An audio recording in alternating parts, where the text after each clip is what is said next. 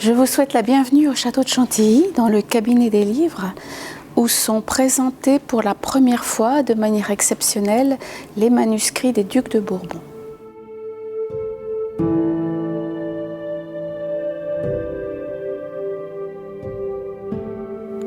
L'exposition met en valeur une quarantaine de manuscrits des collections historiques de Chantilly. Et ce noyau historique bénéficie d'un éclairage magnifique grâce au partenariat exceptionnel que nous avons pu nouer avec la Bibliothèque nationale de France, qui prête 7 manuscrits de toute beauté, permettant de s'imaginer quel fut l'éclat de la cour de Moulins à la fin du Moyen-Âge. Alors, les manuscrits des ducs de Bourbon qui sont présentés dans cette exposition sont issus de la bibliothèque ducale de Moulins, que les ducs de Bourbon ont rassemblé à la fin du Moyen-Âge. Il s'agit de la dernière grande bibliothèque princière de la fin du Moyen-Âge. Elle est un peu moins célèbre que celle des ducs de Berry ou de Bourgogne, mais elle n'en est pas moins intéressante et tout à fait particulière, puisqu'on se situe à une époque postérieure aux précédentes, et donc l'imprimé a déjà fait son apparition. Donc c'est une bibliothèque de transition, mais qui conserve tout l'éclat d'une bibliothèque princière.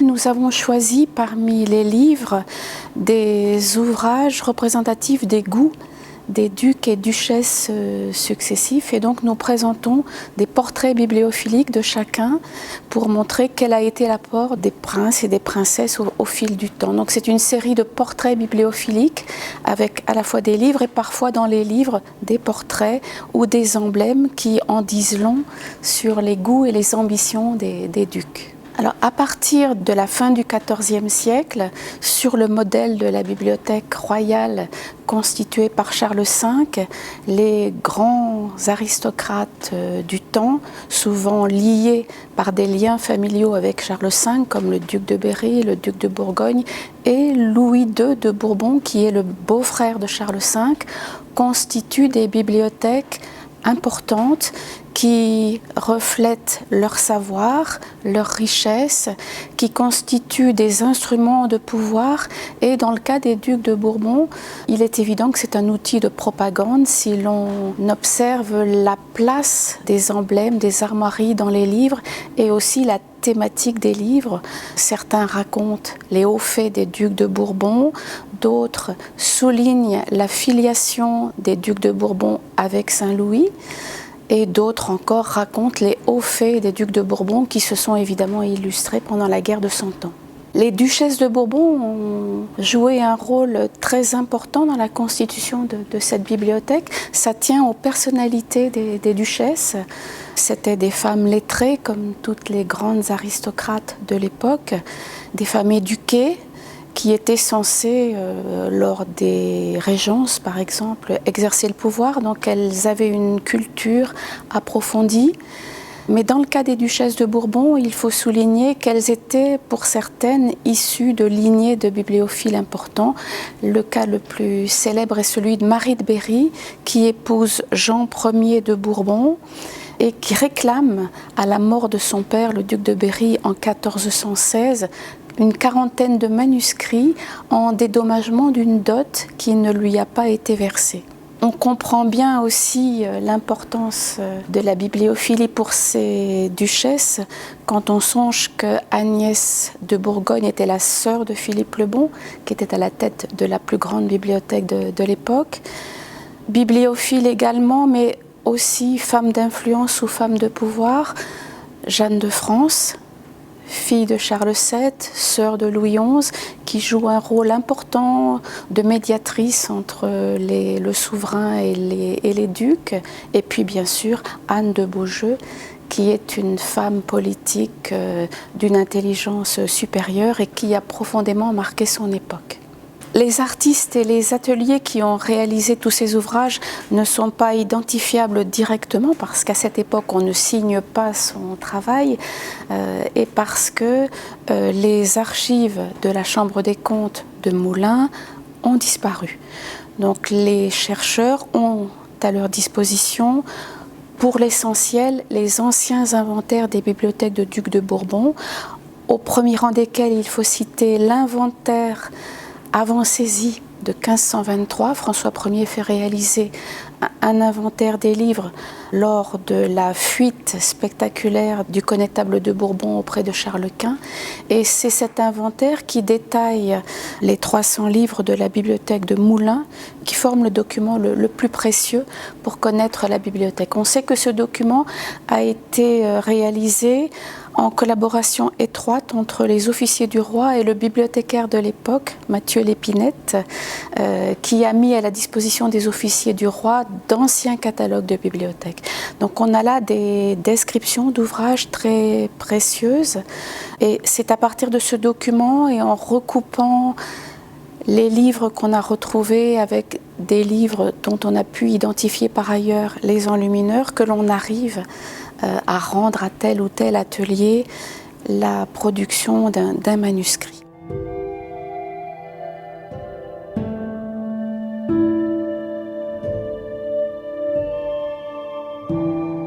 Donc François Ier a repéré dès 1515-1517 l'intérêt de la bibliothèque.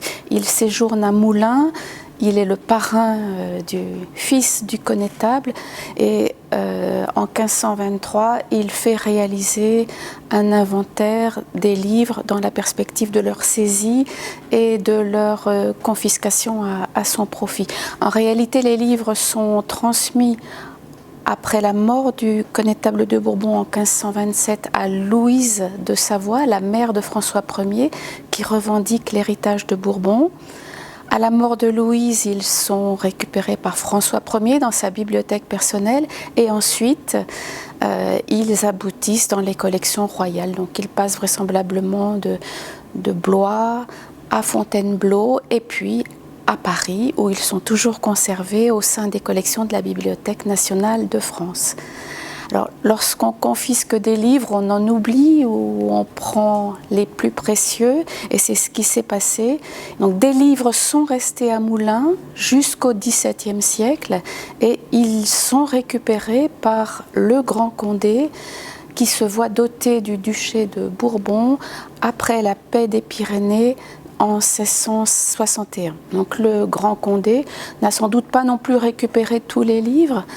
Beaucoup ont été achetés par la suite par le duc d'Aumale dans le cadre de ventes privées. Alors quand je dis beaucoup, non, mais des pièces importantes qui ont permis au duc d'Aumale de magnifier encore davantage la collection. Il a acquis des manuscrits, quelques imprimés, et il a acquis également le fameux diptyque de Jeanne de France qui permet d'imaginer comment les ducs et les duchesses se consacraient à la prière, aux pratiques dévotionnelles devant une œuvre d'art.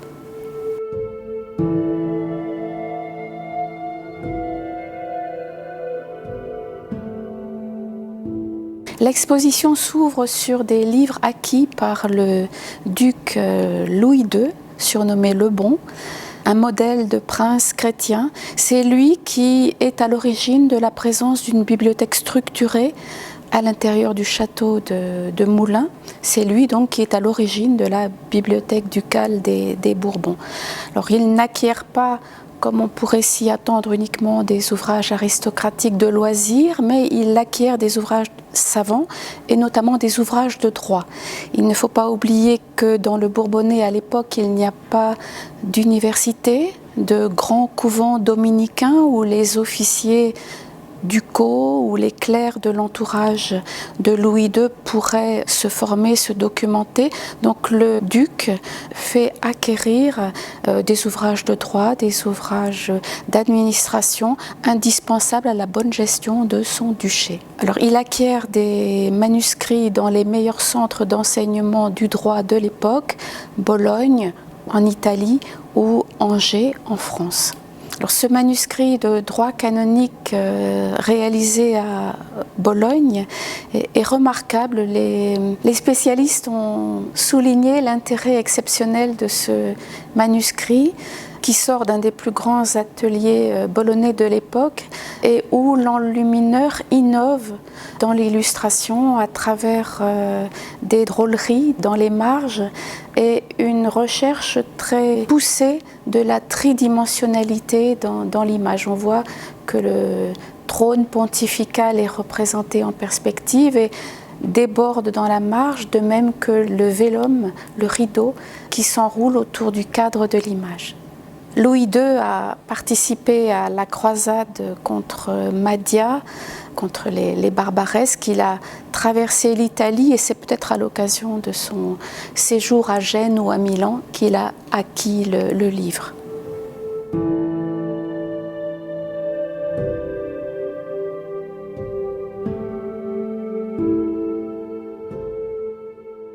Alors voilà un autre ouvrage tout à fait remarquable qui a appartenu à Agnès de Bourgogne, la sœur de Philippe le Bon, l'épouse de Charles Ier de Bourbon.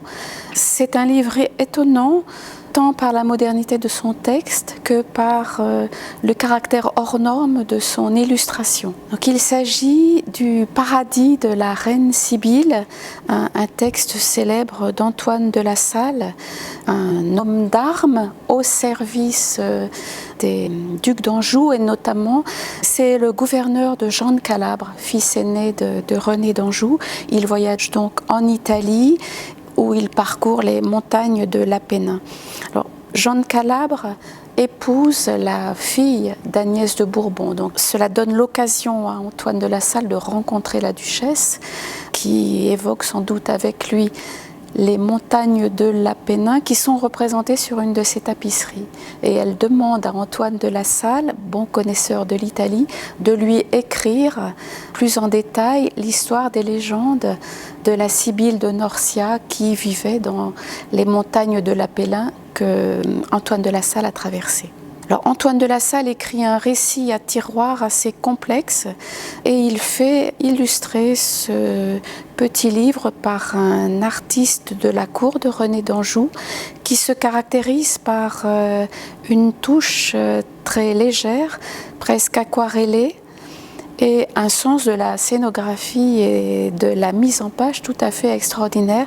Il est assez rare qu'un ouvrage médiéval s'ouvre ainsi sur un plan de montagne dans lequel on devine à la fois le but de l'histoire et toute une série de passages initiatiques pour arriver jusqu'à la grotte de la Sibylle de Norcia.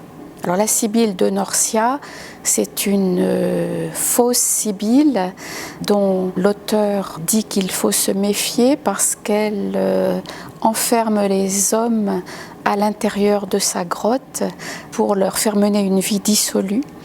Antoine de La Salle donne toutes les indications possibles pour se rendre jusqu'à la grotte, pour la trouver. Il dit bien sûr que lui, il n'y est pas allé, mais il raconte tous les récits des personnes qui l'ont rencontré en cours de route et qui lui ont raconté leurs aventures. Donc le récit est construit à la fois comme un récit de voyage, comme un guide du voyageur et comme un récit plaisant que l'on imagine que les cours ducales aimaient entendre lors de lectures à voix haute.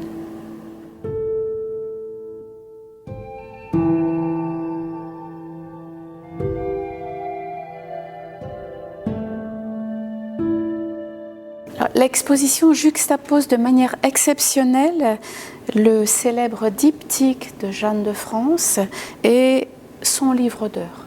Alors, le diptyque de Jeanne de France est une œuvre d'art exceptionnelle. C'est un petit retable portatif, pliant, de petite taille, que la duchesse pouvait facilement emporter avec elle dans le cadre de ses déplacements.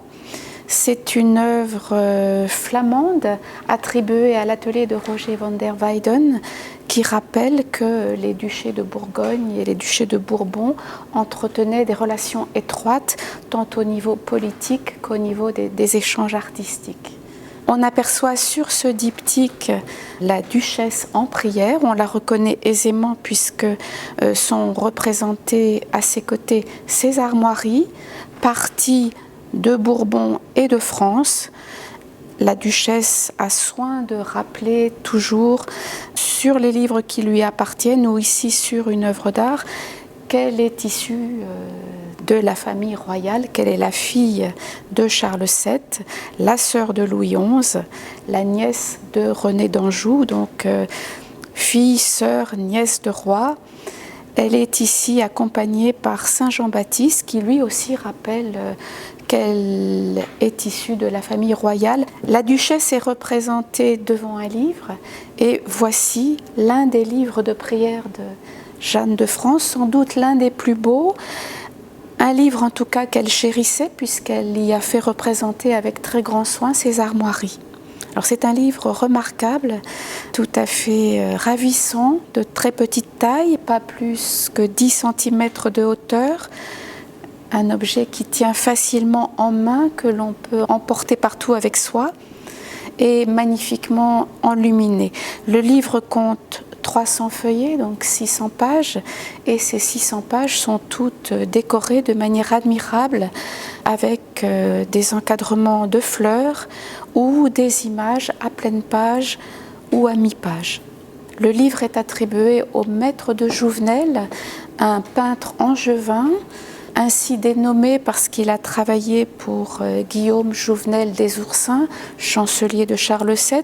C'est un peintre recherché par toutes les grandes familles, les grands bibliophiles de l'époque, et il a réalisé là quelque chose de tout à fait gracieux, avec une touche légère et un sens des volumes et de la perspective tout à fait remarquable, inspiré à la fois des grands maîtres parisiens mais également des peintres flamands. Le livre d'heures de Jeanne de France a été classé Trésor national en 2011. Il a été acquis par la Bibliothèque nationale de France grâce à une importante souscription menée en 2012 et il est exposé pour la première fois dans le cabinet des livres de Chantilly jusqu'au 7 janvier 2024.